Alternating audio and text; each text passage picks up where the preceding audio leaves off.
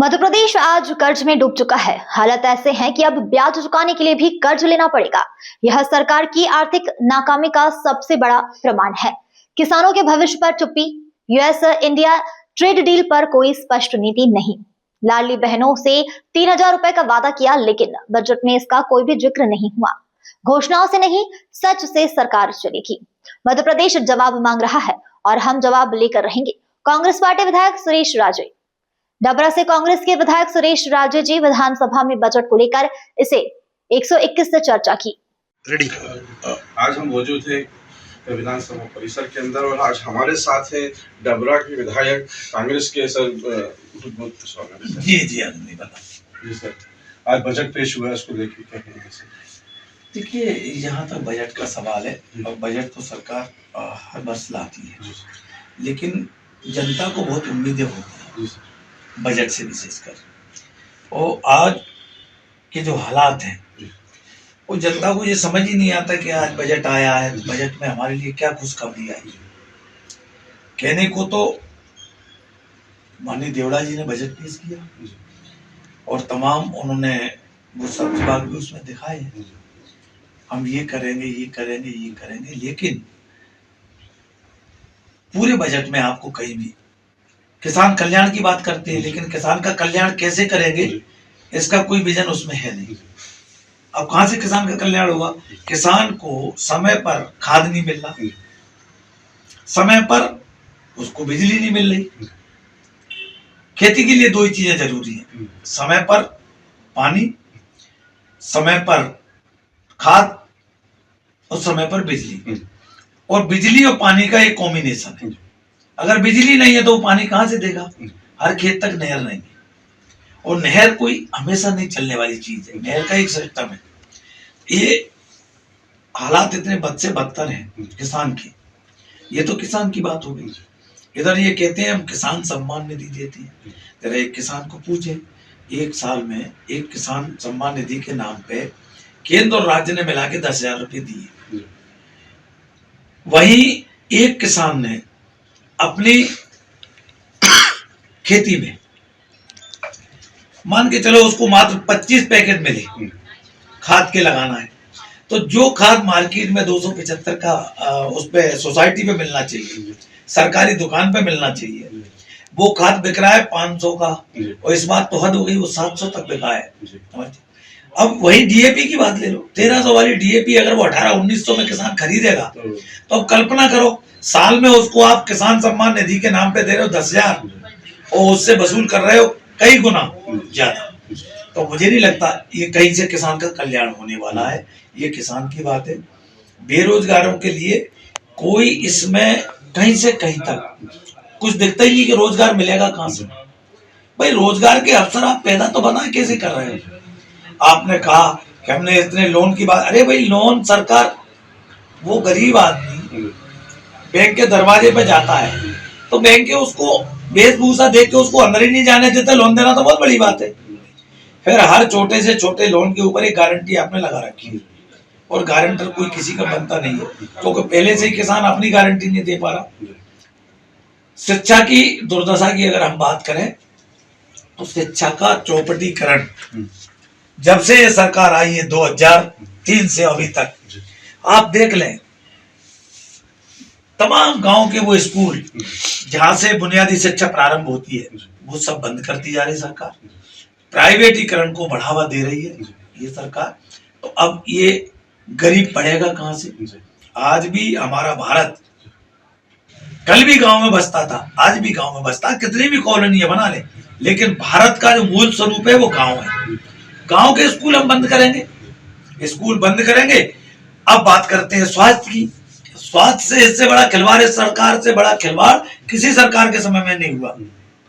सबसे पहले दारू की दुकानें इस तरह सजा दी गई हैं कि एक पता नहीं किस किस तरह के होर्डिंग बोर्ड लगाए जाते हैं दारू बेचने के लिए। अगर एक गांव में ठेका है, एक ठेका गांव के अंदर, उस गांव के अंदर अगर 4 मोहल्ले हैं तो 4 मोहल्ले में वो ठेकेदार दारू बिकवा रहा है।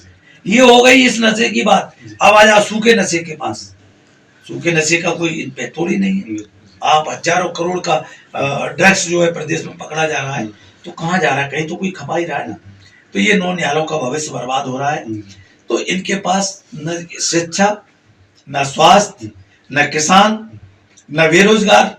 अब आप बताएं, अब ये बात करते हैं बजट की कि हमने एक भी पैसा कर नहीं लगाया नया। बहुत बहुत बधाई, धन्यवाद आपको, आपने एक पैसा कर तो नहीं लगाया, लेकिन सरकार बताए क्या विजन है उसके पास। जो मीटर इसी सरकार ने लगाए बिजली के, यही सरकार अब उन मीटरों को हटा के कहती है स्मार्ट मीटर लगाओ। तो कहीं ना कहीं या तो वो मीटर खराब था या ये मीटर खराब है।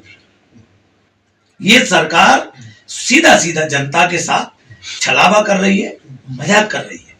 अब बताइए सरकार, अब उसके बाद कहते कि हम बहुत लुभावन बजट लाए। अच्छी बात है, कागजों में आपकी लोक लुभावन हो सकता है, होर्डिंग लगा दो आप, लोक लुभावन हो सकता है, लेकिन गरीब की थाली कहते हैं ना, कभी न खाली। अब बताएं गरीब की थाली में क्या देने वाले हैं। जब किसान की सब्जी आती है तो उसका दाम रह जाता है 10 रुपए 5 रुपए किलो, और यही सब्जी जब किसान के यहाँ से निकल के स्टोर में पहुंच जाती है तो उसकी कीमत हो जाती है 50 रुपए किलो। जब हमारे किसान का सेव आता है तो उसकी कीमत रहती है मार्केट में 20 से 30 रुपए किलो, और जैसे ही धन्ना सेठों के स्टोर में पहुंच जाता है तो इसकी कीमत हो जाती है 200, 250, 300 रुपए किलो। अब ये कल्पना करें कहां से, किस आधार पर ये कह रहे हैं कि हम किसान की आज। सर ये तो कह रहे हैं 2047 तक की बात करते हैं। हाँ देखिए, वो उनका कॉन्सेप्ट बहुत सही है। हमको काम कुछ करना नहीं, और काम कुछ नहीं करना है तो बातें तो करना पड़ेंगी। वो बातें अगर करना है तो इतनी लंबी फेंको कि समझ में नहीं आया कि वो कितनी दूर तक गई है। अरे हुजूर, आपने 2023 में भी विधानसभा चुनाव लड़ा, ये राज्य का बजट है, केंद्र का बजट नहीं है। तो राज्य का बजट है 2020 में, आप लोग को जनादेश मिला है 2028 तक का। तो आप 2023 से 2028 तक का विजन तो बताएं कि आप क्या करने वाले। बड़ी बड़ी बातें ये सरकार करती है सिंचाई के नाम पर। हमने इतनी बड़ी बड़ी योजनाएं, लिंक जोड़ देंगे, ये कर। मैं आपको एक छोटा सा उदाहरण दे रहा हूं।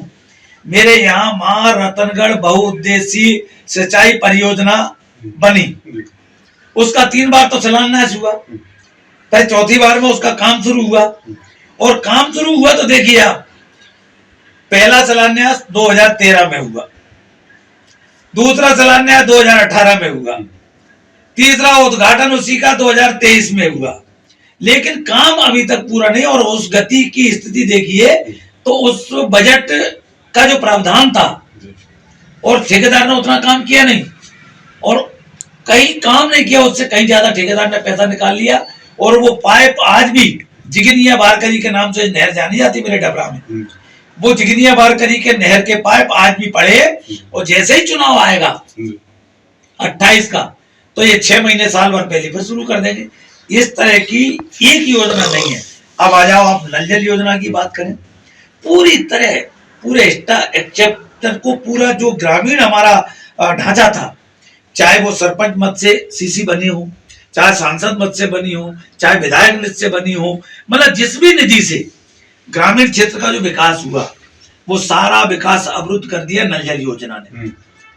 5% भी, मैं बहुत दावे के साथ कह रहा हूं आपके चैनल पे, 5% भी नल जल योजना जमीनी हकीकत से बहुत कोसों दूर है।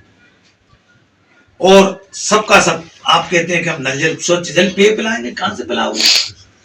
अरे इससे अच्छा तो आपने ये नल जल योजना लाए, इतने में तो मैं समझता हूँ एक एक गांव के प्रत्येक घर के सामने एक हैंडपंप खेजू लग जाता, जो कम से कम न तो इसमें बिजली खर्च करना पड़ती और आदमी को शुद्ध पेयजल मिल जाता। सर अभी सरकार की जो सोलर योजना को भी लेके क्या कहते हैं सर?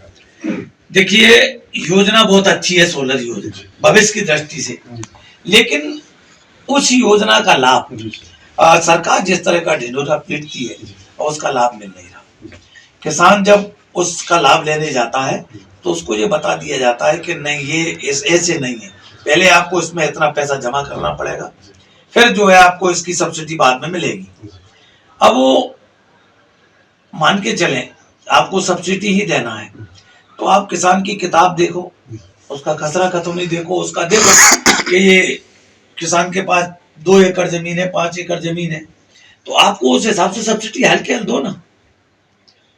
तो वो उसमें भी काम कम है, बातें ज्यादा है। मैं फिर कह रहा हूं आपके चैनल के माध्यम से, योजना बहुत अच्छी है, लेकिन उस अच्छी योजना को जमीन पे उतारे कैसे, ये सबसे बड़ा दुर्भाग्य है। अभी सरकार ने बजट में बड़ा ढिंढोरा पीटा, खेलों को बढ़ावा देने, स्पोर्ट्स को बढ़ावा, बहुत अच्छी बात है, बधाई, आपको बढ़ावा देना चाहिए, नई प्रतिभाएं निकलना चाहिए, लेकिन नई प्रतिभाएं कहां से निकलेंगी? आप इधर कहते हो हम ग्रामीण खेल मैदान बनाएंगे, मैं बड़ी जिम्मेवारी के साथ कह रहा हूं, डबरा आने वाले भविष्य में, आज नहीं तो कल, जिला बनने की पूरी हरताएं रखता है, जिला बनना चाहिए। हम लंबे समय से मांग कर रहे हैं, सरकार का उस ओर ध्यान नहीं है। शायद सरकार इंतजार कर रही है 2028 के चुनाव का, कि उस समय इसकी घोषणा करेंगे, लेकिन वहां एक खेल ग्राउंड नहीं है।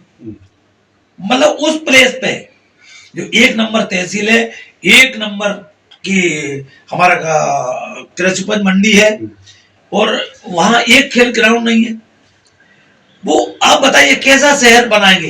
एक बस स्टैंड नहीं है, सिविल अस्पताल की बिल्डिंग मेरे यहाँ 2020 से बन रही है, 2020 से मैं आपसे बात कर रहा हूँ, 2026 आ गई। इसमें कितने कितने बड़े नेता शिलान्यास करने गए। उस समय के हमारे तत्कालीन मुख्यमंत्री माननीय शिवराज सिंह चौहान जी, चूंकि वो चुनाव 2020 में उपचुनाव था, तो माननीय सिंधिया जी आ गए, सिंधिया जी का उस पट्टिका पे नाम, माननीय नरेंद्र सिंह तोमर जी का उस पट्टिका पे नाम। आप देखिए, मतलब माने कितने बड़े बड़े नेताओं के नाम, लेकिन इसके बाद वो पट्टिका कहां धूल खा रही है आज तक कोई पता नहीं, लेकिन वो सिविल अस्पताल बनके तैयार नहीं हुआ। अब इन्होंने कहा कि हम हर गांव में अस्पताल खोलें, गांव में अस्पताल के नाम पर इन्होंने बिल्डिंगें बना दी, बहुत अच्छी बात है, उसकी रंगाई पुताई हो गई। मैं एक उसका उद्घाटन करने सांसद महोदय के साथ गया, तो मैंने वहां पूछा मंच से कि माननीय सांसद महोदय, ये बहुत अच्छी बात है, आपने ये बिल्डिंग बना दी, लेकिन इसमें डॉक्टर्स तो है नहीं, तो इस बिल्डिंग का क्या करेंगे? अपन ने उद्घाटन कर दिया, आपने उद्घाटन किया, मैं उस उद्घाटन में शामिल हूं। मैंने पूछा वहीं मंच से कि जब डॉक्टर्स नहीं होंगे तो इन बिल्डिंगों को चलाएगा कौन? तो ये बद से बदतर स्थिति है, शिक्षा का हाल बद से बदतर है। ऐसी बिल्डिंग, शिक्षा की प्राइमरी से लेके और मिडिल स्कूल की बिल्डिंगें बता रहा हूं मैं, जिन बिल्डिंगों में आज भी बाउंड्री वॉल नहीं है, आज भी हेडपंप नहीं है, लाइट की व्यवस्था नहीं है, फिर भी कह रहे हैं हम जो है सन 47 का, हमने बताइए 2047 का भारत बनाएंगे। अरे हुजूर, ये भारत तो बताओ, ये कैसा बनाओगे? ये सरकार की उपलब्धियां हैं।